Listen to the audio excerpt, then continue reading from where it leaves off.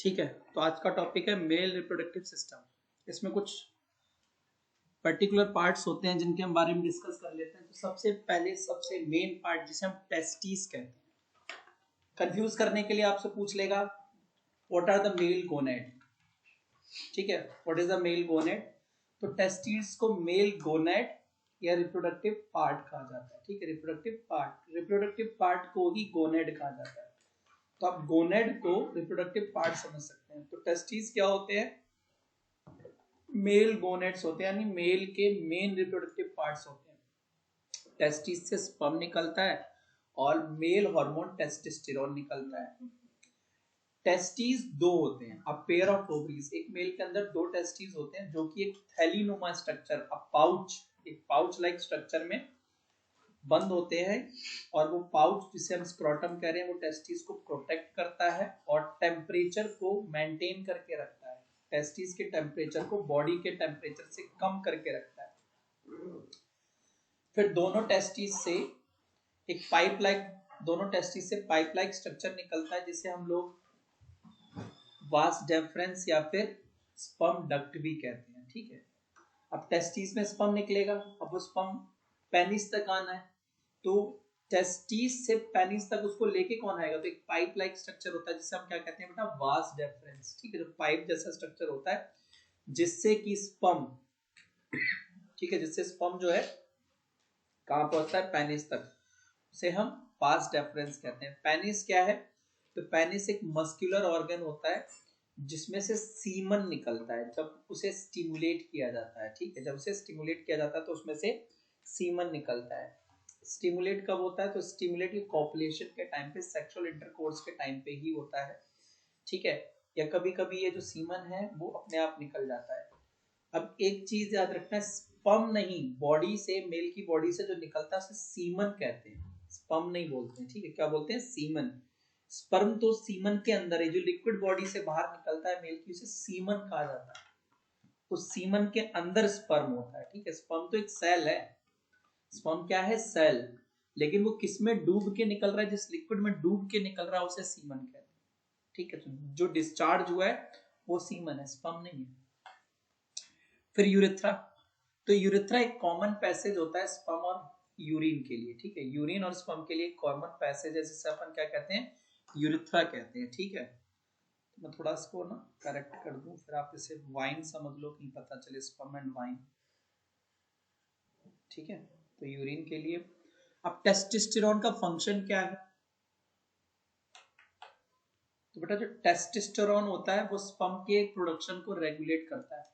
Testosterone ये decide करता है, टेस्टोस्टेरोन एक हार्मोन है। ठीक है, जो मेल हार्मोन कहते हैं, मेल सेक्स हार्मोन का नाम क्या है? टेस्टोस्टेरोन। ये देखता है कि कितना स्पर्म प्रोड्यूस करना और कब प्रोड्यूस करना। ठीक है, हमारी बॉडी से जो स्पर्म निकलेगा वो कितना और कब निकलेगा, वो किसका काम है? टेस्टोस्टेरोन का। इसके अलावा बॉयज में जितने भी सेकेंडरी सेक्सुअल कैरेक्टर्स जैसे दाढ़ी आना, लड़कों में दाढ़ी आना, है ना, मूछें आना, ये जितने भी सेकेंडरी सेक्सुअल कैरेक्टर्स हैं वो भी टेस्टोस्टेरोन की वजह से ही होते हैं। ठीक है, testosterone in secondary sexual characters को भी लाता है आपकी बॉडी के अंदर। तो सवाल ये आता है कि जो टेस्टीज हैं उनको एब्डोमिनल कैविटी, ये पेट वाला जो रीजन है ना, ये वाला आपके छाती के नीचे से लेकर आपकी कमर के ऊपर तक के रीजन के नीचे है। एब्डोमिनल कैविटी तो क्या आपकी छाती से आपकी क्या बोलते हैं, ये वेस्ट के ऊपर के रीजन को एब्डोमिनल कैविटी बोलते हैं। ठीक है, लेकिन आपके जो टेस्टीज होते हैं एब्डोमिनल कैविटी के बाहर है, नीचे की तरफ है। क्यों? तो देखो, टेस्टीज स्क्रोटम के अंदर बंद होते हैं आउटसाइड द एब्डोमिनल कैविटी, क्योंकि स्पर्म के प्रोडक्शन को बॉडी के टेम्परेचर से 2 से 3 डिग्री कम टेम्परेचर चाहिए, और वो कम टेम्परेचर उसे भी स्क्रोटम में ही मिल सकता है। ठीक है,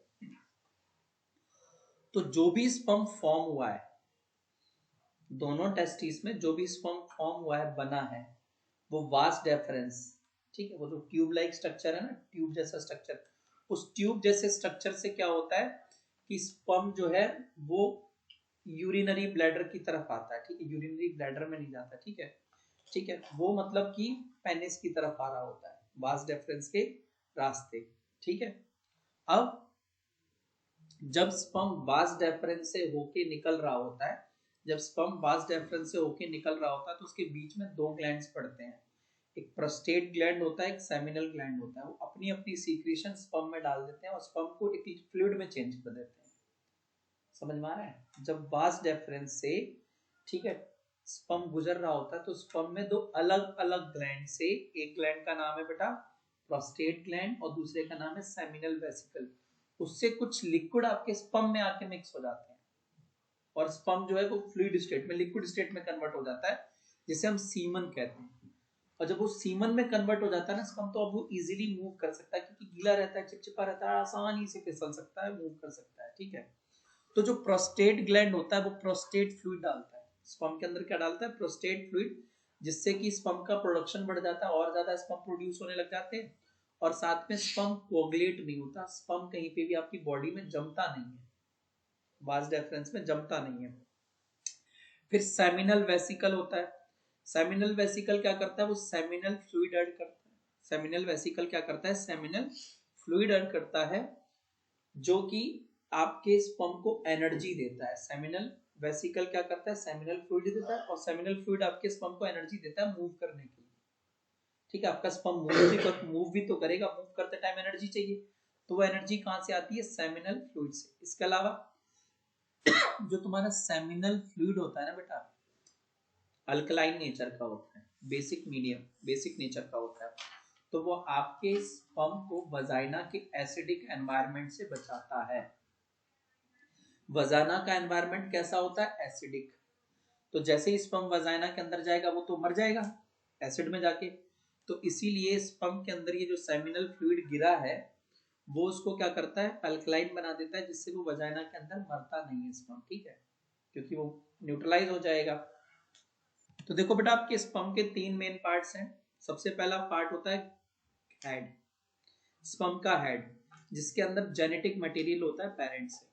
फादर ने जो आपका कैरेक्टर डिसाइड किया है कि फादर से ये जा रहा है कि भाई मेरे बच्चे की आंखें जो है काली होंगी, बाल घुंघराले होंगे। ठीक है, बाल कैसे होंगे? घुंघराले। ये कहाँ जा रहा है? ये इंफॉर्मेशन है कहाँ? ये इंफॉर्मेशन उसी स्पर्म के हेड में। ठीक है, स्पर्म के हेड में, क्योंकि बच्चा तो स्पर्म से ही बन रहा है ना अल्टीमेटली, तो फादर के हेड से क्या बन जा रहा है? स्पर्म। तो वो सारी इंफॉर्मेशन कहाँ होगी? स्पर्म के हेड में होगी। फिर एक मिडल पीस होता है और स्पर्म का एक टेल पीस होता है। तो टेल क्या करती है? टेल जो है वो स्पर्म को फीमेल गैमीट की तरफ मूव करने में हेल्प करती है। ठीक है, तो ये मैंने कुछ एक फ्लो चार्ट बनाया कि टेस्टिस से स्पर्म निकला वास डेफरेंस के जरिए, और वास डेफरेंस से जब स्पर्म जा रहा था तो प्रोस्टेट ग्लैंड ने प्रोस्टेट फ्लूइड मिला दिया, सेमिनल वेसिकल ने क्या किया? सेमिनल फ्लूइड मिला दिया। ठीक है, मतलब देखो यहाँ पे ये स्पर्म जा रहा था, इधर से प्रोस्टेट फ्लूइड आया और इधर से क्या आ गया? हमारा सेमिनल फ्लूइड, और तीनों मिलकर अब हमारे क्या बन गई? सीमन। अब ये सीमन जो है यूरेथ्रा जाता है, यूरेथ्रा से पेनिस, पेनिस से बॉडी के बाहर। तो ये आपका मेल रिप्रोडक्टिव सिस्टम है, आप गौर से देख लेना। वास डेफरेंस है, यही वो पाइप है जो लेके जाता है। तो वास डेफरेंस क्या करता है? जो कि दोनों टेस्टीज में, ये टेस्टीज इस टेस्टीज में जो भी स्पर्म प्रोड्यूस हुआ है वो ऐसे करके दोनों अलग अलग करके, देखो यहाँ पे ऐसे ऐसे करके यहाँ लेके आता है इसमें पेनिस की तरफ, ताकि वो वजाइना में उसको डाल सके, स्पर्म को वजाइना में डिस्चार्ज कर सके। देखो ऐसे ही आपका ये स्पर्म का स्ट्रक्चर है। तो स्पर्म का ये वाला पीस हेड होता है, ये मिडिल पीस है। ठीक है, इसमें ज़्यादा मिडिल पीस में जनरली सेलुलर अपरेटस की इंफॉर्मेशन होती है, और ये टेल है, टेल स्विम करने में हेल्प करती है। हेड के अंदर क्या होता है? जेनेटिक इंफॉर्मेशन होती है। हेड के अंदर क्या होता है बेटा? जेनेटिक इंफॉर्मेशन होती है। तो ये एक स्ट्रक्चर है हमारा किसका? स्पर्म का। ठीक है, बाकी मैं नोट्स को थोड़ा सा और जो है इलाबोरेटेड फॉर्म में लिख दूंगा, तो मैं आपको अपलोड करके दे दूंगा। ठीक है, अब चलते हैं हम फीमेल रिप्रोडक्टिव सिस्टम की तरफ। तो अगर मैं बात करूं फीमेल रिप्रोडक्टिव सिस्टम की, तो देखो भैया यहाँ पे फीमेल रिप्रोडक्टिव में भी कुछ मेन पार्ट्स हैं। पहले तो अ पेयर ऑफ ओवरीज, दो ओवरीज होती हैं। ठीक है, और ओवरीज को हम फीमेल गोनेड या फिर फीमेल पार्ट, रिप्रोडक्टिव पार्ट कहते हैं। ठीक है, ठीक है, रिप्रोडक्टिव पार्ट को गोनेड कहा जाता है। तो ओवरी क्या है? फीमेल गोनेड है, फीमेल रिप्रोडक्टिव पार्ट है। ओवरी जो है एग्स प्रोड्यूस करती है, और साथ ही साथ फीमेल सेक्स हार्मोन भी रिलीज करती है जिसे ईस्ट्रोजन और प्रोजेस्टेरॉन कहा जाता है। और हर महीने जो है किसी एक ओवरी में से एक एग रिलीज होता रहता है, ठीक है। फिर वो एग रिलीज होगा तो कैसे और कहाँ जाएगा, तो फैलोपियन ट्यूब जो कि एक पाइप लाइक स्ट्रक्चर होता है, ठीक है, वो फैलोपियन ट्यूब एक पाइप लाइक स्ट्रक्चर होता है जिसमें से ओवरी में से एग निकलकर आके बैठ जाता है और इसी फैलोपियन ट्यूब में फर्टिलाइजेशन होता है जहाँ पे फिर जो है वो एग और स्पर्म मिलकर जाइगोट में कन्वर्ट हो जाते हैं, ठीक है। यूट्रस, तो यूट्रस क्या है, एक मस्कुलर बैग है। यूट्रस क्या है, एक मस्कुलर बैग है जो कि वजाइना में, ठीक है, खुलता है जाके। कहाँ खुलता है, वजाइना में। और वजाइना की ओपनिंग को सर्विक्स कहते हैं। वजाइना की ओपनिंग को क्या कहते हैं, सर्विक्स। और यूट्रस की जो वॉल्स होती है ना, वो खुद को थिक कर लेती है, ठीक है, वो खुद को क्या करती हैं, थिक कर लेती हैं, ताकि क्या कर सके, जो एम्ब्रियो इम्प्लांट होगा, अगर मान लो बच्चा मतलब प्रेग्नेंट हो जाती है कोई लेडी, ठीक है, कोई लेडी प्रेग्नेंट हो जाती है, तो अब वो एम्ब्रियो उसका जाइगोट एम्ब्रियो में बदलेगा। तो जब वो एम्ब्रियो में बदलेगा, ठीक है, जाइगोट जो है जब वो एम्ब्रियो में बदलेगा तो कहीं ना कहीं तो जाके चिपकेगा, इम्प्लांट होगा, ठीक है। तो वो कहाँ इम्प्लांट होता है, यूट्रस के अंदर। वजाइना क्या है, तो वजाइना जो है वो क्या बोलते हैं, फीमेल एसेसरी सेक्स ऑर्गन बोलते हैं। इसमें स्पर्म आता है, वजाइना में क्या होता है, स्पर्म आता है, ठीक है। मेल से स्पर्म वजाइना के अंदर आता है कॉपुलेशन के टाइम पे, जैसे हम सेक्सुअल इंटरकोर्स भी कहते हैं, ठीक है। जब एक मेल फीमेल दोनों आपस में क्लोज आते हैं, मेट करते हैं, तो उसे कॉपुलेशन कहा जाता है। तो देखो, जब भी एक फीमेल बॉर्न होती है, स्पेशली मतलब एक गर्ल, जब भी एक लड़की पैदा होती है, तो उसकी ओवरीज में उसी टाइम पे हजारों इमेच्योर एग्स होते हैं, ठीक है। एक लड़की जब पैदा होती है तो उसकी ओवरीज में बेटा हजारों इमेच्योर एग्स होते हैं, ठीक है। जैसे जैसे वो बड़ी होती है, प्यूबर्टी की एज में आती है, टीनेज में आती है, तो उसी टाइम पे ये एग भी मैच्योर होना स्टार्ट हो जाते हैं, ठीक है। जब लड़की पैदा हुई थी तो हजारों इमेच्योर एग्स, ठीक है, इमेच्योर एग्स लेकर पैदा हुई। और जैसे जैसे लड़की बड़ी होने लगी, प्यूबर्टी की एज में जाने लगी, वैसे वैसे क्या होता है, हर महीने इनमें से एग्स जो है मैच्योर होना स्टार्ट हो जाते हैं। और जो सबसे ज्यादा मैच्योर एग होता है, जिस भी ओवरी के अंदर होता है, वो वहां से निकल के सीधे फैलोपियन ट्यूब में आ जाता है, ठीक है। दोनों ओवरीज में हजारों सेल्स हैं, ठीक है, एग सेल्स हैं। और हर महीने क्या करते हैं, एग, ये एग जो है जैसे जैसे बच्ची बड़ी होती है वैसे वैसे खुद को भी मैच्योर करते हैं। प्यूबर्टी की एज में जब एक लड़की पहुंच जाती है, 13-14 साल की हो जाती है, तो इन दोनों ओवरी में से जिस ओवरी में सबसे ज्यादा मैच्योर एग होता है वो निकल आता है बाहर, और बाहर आके कहाँ घुस जाता है, फैलोपियन ट्यूब में। और फैलोपियन ट्यूब में वो इंतजार करता है स्पर्म का, ताकि फर्टिलाइज हो सके, ठीक है, ताकि फर्टिलाइज हो सके। तो ये हमारा फीमेल रिप्रोडक्टिव पार्ट है, ठीक है। डायग्राम्स आपको क्लियर हो रहे होंगे। यूट्रस जहाँ पे एम्ब्रियो खुद को इम्प्लांट करता है, फैलोपियन ट्यूब आपको दिख ही रहा होगा, दो ओवरीज हैं लेफ्ट और राइट, एक सर्विक्स है जिसे वजाइना की ओपनिंग कहा जाता है, ठीक है, और फिर वजाइना जहाँ पे स्पर्म आता है, ठीक है। अब रिप्रोडक्शन की मैकेनिज्म समझ लो कि कैसे जो है रिप्रोडक्शन हो रहा है। तो सबसे पहले स्पर्म, मेल गैमीट स्पर्म, वो वजाइना में पहुंचता है सेक्सुअल इंटरकोर्स के टाइम पे, ठीक है, मेटिंग के टाइम पे, जब मेल फीमेल दोनों एक दूसरे के क्लोज आते हैं, ठीक है, जिसे हम सेक्सुअल इंटरकोर्स कहते हैं, कॉपुलेशन भी कहते हैं कई लोग इसे। तो उस टाइम पे क्या होता है कि मेल जो है अपना स्पर्म फीमेल के वजाइना में छोड़ देता है, ठीक है। फिर वहां से स्पर्म ऊपर की तरफ मूव करने लग जाते हैं, ठीक है। स्पर्म वहां से वजाइना से, देखो स्पर्म क्या करेगा, मेल जो है अपना स्पर्म यहाँ रिलीज करेगा, यहाँ पे लाखों स्पर्म्स रिलीज कर देगा। फिर स्पर्म जो है सर्विक्स को क्रॉस करते हुए ऊपर की तरफ मूव करते हैं, ठीक है, ऊपर की तरफ जाते हैं, इधर भी जाते हैं, इधर भी जाते हैं फैलोपियन ट्यूब में। और ये एनकाउंटर करते हैं एग को, ढूंढते हैं एग को, जहां इन्हें एग मिला वहीं एग के साथ क्या करते हैं, फर्टिलाइज हो जाते हैं। अब मान लो इस वाली ओवरी में, इस ओवरी में ये एग बैठा हुआ है, तो एक स्पर्म आएगा, इसके साथ फ्यूज कर जाएगा। अब वो खुद को किस में बदल देगा, जाइगोट में। किस में बदल देगा बेटा, जाइगोट में। स्पर्म और एग मिल गए, क्या बन गया, जाइगोट, ठीक है। क्या बना बच्चों, जाइगोट। और ये जाइगोट बनने की प्रोसेस को क्या बोलते हैं, फर्टिलाइजेशन। क्या बोलते हैं, फर्टिलाइजेशन। कहाँ हुआ, दोनों कहाँ मिले थे, स्पर्म और एग, फैलोपियन ट्यूब के अंदर। तो एफ से फर्टिलाइजेशन, एफ से फैलोपियन ट्यूब। ठीक है, तो याद करने का तरीका देख लेना, भूल जाओ कभी पेपर में। तो एफ से फर्टिलाइजेशन, फर्टिलाइजेशन कहाँ होता है बेटा? फैलोपियन ट्यूब में, जिसे साइट ऑफ फर्टिलाइजेशन भी बोलते हैं। ठीक है, अब क्या होता है बेटा, जब जाइगोट बन जाता है ना, या फैलोपियन ट्यूब में जब जाइगोट बन जाता है तो रोल डाउन करता है वो नीचे की तरफ ऐसे ऐसे करके। तो अभी अकेला सेल था, फिर एक के दो बनते हैं, दो के चार, चार के आठ, आठ के 16 से करके वो धीरे धीरे देखो रोल भी करता जाता है, करता जाता है, रोल करता जाता है, करता जाता है, उसका ना बड़ा बड़ा बड़ा बड़ा बहुत सारी उसमें सेल्स आते जाते हैं। ठीक है, जब वो जाइगोट रोल करता है, घूमते घूमते घूमते घूमते ना, जब वो घूम रहा होता है तो एक के दो, दो के चार, चार के आठ ऐसे करके सेल्स खुद को मल्टीप्लाई करते जाते हैं। ठीक है, सेल्स क्या होता है, मल्टीप्लाई करते जाते हैं, और मल्टीप्लाई करते करते करते करते फाइनली ये कहां पहुंचते हैं आके, यहाँ पे, और एक बड़ा सा गोला बन जाता है सेल्स का, जिसे हम एम्ब्रियो कहते हैं। क्या बोलते हैं? एम्ब्रियो। और वो बड़ा सा गोला खुद को यहाँ इम्प्लांट कर लेता है यूट्रस की वॉल्स में। ठीक है, यूट्रस की वॉल्स में। अब उसके बाद क्या होता है, जब इसने इम्प्लांट कर लिया तो ये और ज्यादा फिर जो है बड़ा होने लगता है, ग्रो करने लगता है एम्ब्रियो। एम्ब्रियो क्या करता है? ग्रो करने लगता है। फिर एम्ब्रियो की बेटा एक स्टेज आती है जहां पे तुम ना उसकी बॉडी पार्ट्स को आइडेंटिफाई करने लगते हो। पहले जब वो एम्ब्रियो चिपकता है ना यूट्रस की वॉल पे, आप पहचान ही नहीं सकते कि आदमी का एम्ब्रियो है कि जानवर का है कि चिड़िया का है, किसी का। सबके एम्ब्रियो 90% सेम होते हैं। ठीक है, मैं नोट में ऐड करूंगा डायग्राम। तो सबके एम्ब्रियो 90% क्या होते हैं? सेम देखने में। मतलब आप एम्ब्रियो तो देख के पहचान नहीं सकते कि आदमी का है कि सुअर का है या चिड़िया का है, इतने सिमिलर होते हैं।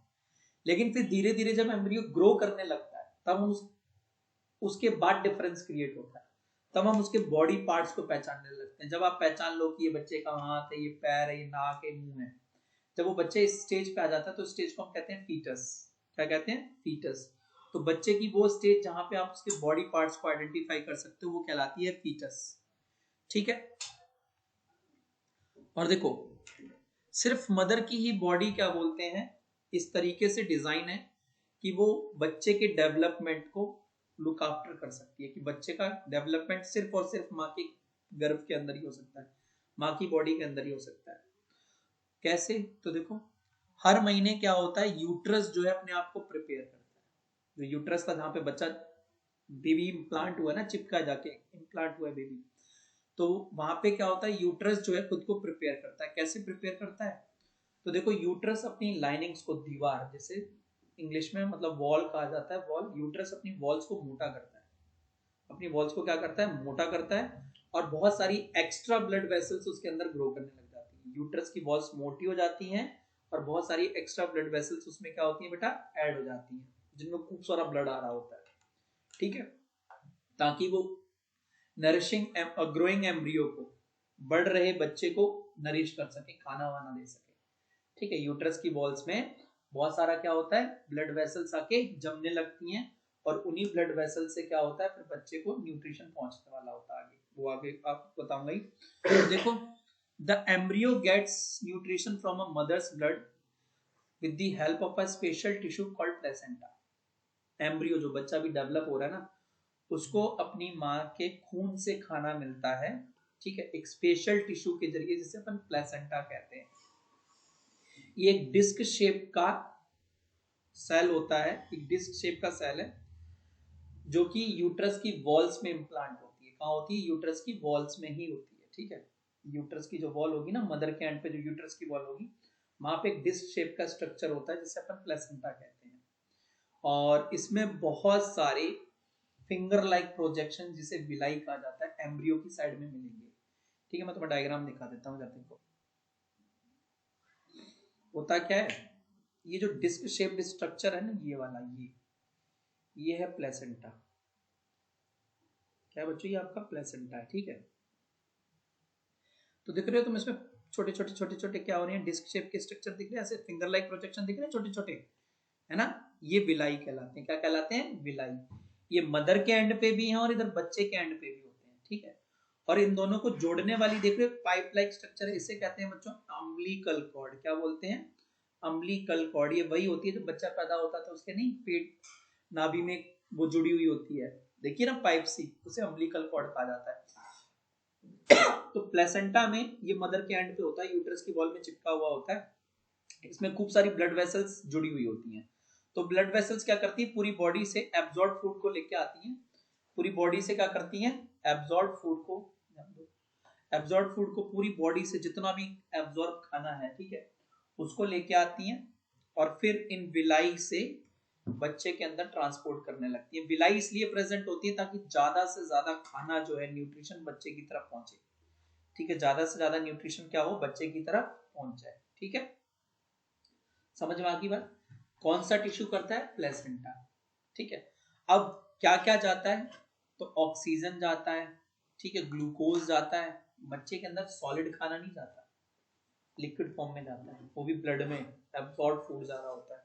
और फिर बच्चे के अंदर जितनी भी वेस्ट जनरेट होती है वो बच्चा इसी प्लेसेंटा, इसी क्या बोलते हैं, अम्बिलिकल कॉर्ड के जरिए अपनी मदर के प्लेसेंटा की तरफ भेज देता है। तो खाना भी इसी से आ रहा है, वेस्ट भी इसी से जा रहा है, ठीक है। वो सॉलिड फूड नहीं खाता तो सॉलिड वेस्ट नहीं निकालेगा जैसे हम लोग निकालते हैं, ठीक है। वो एक्सक्रीशन, वो मतलब वो इजेशन नहीं करेगा, ठीक है, समझ रहे हो ना, वो फीकस नहीं निकाल, लिक्विड खाता है, लिक्विड निकालता है, ठीक है, समझ में आ रही बात। तो देखो अब क्या होता है, एक बच्चा जो है फर्टिलाइजेशन से लेकर डिलीवर होने तक जो टाइम लेता है मदर के अंदर, ठीक है, मदर की बॉडी के अंदर, उस पूरे पीरियड को गेस्टेशन पीरियड बोला जाता है। क्या बोला जाता है, गेस्टेशन पीरियड। इंसानों में 9 महीने या फिर 36 हफ्तों का होता है ये, ठीक है। इंसान के बच्चे को डिलीवर होने में, ठीक है, डिलीवर होने में 9 महीने लगते हैं। और वो कैसे डिलीवर होता है, तो रिदमेटिक कॉन्ट्रैक्शंस होती है मसल्स में, यूट्रस की जो मसल्स होती है ना, ठीक है, ये जो यूट्रस है मदर के एंड पे, उसकी मसल्स कॉन्ट्रैक्ट करती हैं, सिकुड़ती हैं। उस सिकुड़ने की वजह से क्या होता है, बच्चे पे प्रेशर क्रिएट होता है, वो नीचे की तरफ धक्का खा के बाहर आने लगता है। समझ में आ गई बात। और ज्यादा डिटेल में आपको बड़ी क्लासेस में पढ़ा दिया जाएगा, ठीक है। तो इसमें बेसिकली आपसे प्लेसेंटा का बहुत ध्यान से मतलब पूछेगा, तो प्लेसेंटा पे ध्यान रखना कि जो विलाई यानी फिंगर लाइक प्रोजेक्शन है, मदर के एंड पे भी है और बेबी के एंड पे भी है। क्यों होती है दोनों तरफ, ताकि मदर ज्यादा से ज्यादा न्यूट्रिशन को एब्जॉर्ब करे और ज्यादा से ज्यादा बेबी को भेजे। और बेबी के एंड पे क्यों है, ताकि बेबी मदर से ज्यादा न्यूट्रिशन को एब्जॉर्ब कर सके, ठीक है। और प्लेसेंटा करता क्या है, तो प्लेसेंटा जो है एक सरफेस एरिया देता है ग्लूकोज और ऑक्सीजन को एब्जॉर्ब होने के लिए मदर से बेबी में। और उसके बाद दूसरा प्लेसेंटा क्या काम करता है कि बेबी के अंदर जितना भी वेस्ट जनरेट हुआ है वो बेबी उसी प्लेसेंटा के जरिए बाहर निकाल देता है, मदर की बॉडी में भेज देता है, ठीक है। बाकी गेस्टेशन पीरियड आपको बता दिया मैंने। फर्टिलाइजेशन से लेकर डिलीवर होने तक का जो पीरियड होता है एक मदर के बॉडी के अंदर बेबी का, उस पीरियड को गेस्टेशन पीरियड बोलते हैं। इंसानों में 9 महीने का होता है, ठीक है। और जब यूट्रस की मसल्स जो हैं बहुत ज्यादा कॉन्ट्रैक्ट करने लगती हैं तो बेबी जो है बाहर आ जाता है, ठीक है। तो ये था हमारा इस चैप्टर में। That's all for today's class, मिलते हैं नेक्स्ट में। Till then bye bye, take care. Just a minute बच्चों, देखो देखो देखो, अरे इधर देखो, ये पूरा यूट्रस है, ये पूरा पिंक वाला यूट्रस है। यूट्रस की वॉल्स में देखो ये है प्लेसेंटा, डिस्क शेप स्ट्रक्चर है ना, और ये प्लेसेंटा जुड़ा हुआ है अम्बिलिकल कॉर्ड से। तो इसी प्लेसेंटा से खाना पीना सब बेबी को पहुंचता है, बेबी को पहुंचता है, और बेबी से जितना भी गंदगी है वो उसी प्लेसेंटा के जरिए बॉडी के बाहर जाता है, ठीक है। तो यही मुझे ऐड करना था। अब आप लोग लीव कर सकते हैं। Till then bye bye, take care, मिलेंगे नेक्स्ट क्लास में, ठीक है, चलो।